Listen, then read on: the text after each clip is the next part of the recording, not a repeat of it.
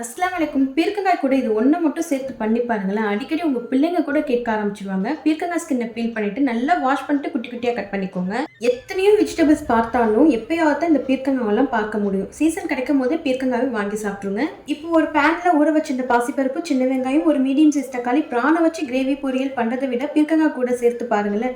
சூப்பரா இருக்கும். பெரிய பிரானா இருந்தா கட் பண்ணி சேர்த்துக்கோங்க. பருப்பு வேகிற அளவுக்கு தண்ணி, ஒரு டீஸ்பூன் மஞ்சள் தூள், 5-6 பல்லு பூண்டு சேர்த்து வேக வச்சு எடுத்துக்கோங்க. பருப்பு நல்லா குக் ஆகின பிறகு நல்லா மேஷ் பண்ணி விட்டுக்கோங்க. இப்போ கட் பண்ணி வச்சிருந்த பீர்க்கங்காய், தேவையான உப்பு, ஒரு டேபிள் ஸ்பூன் குழம்பு மிளகாய் தூள் சேர்த்துக்கோங்க.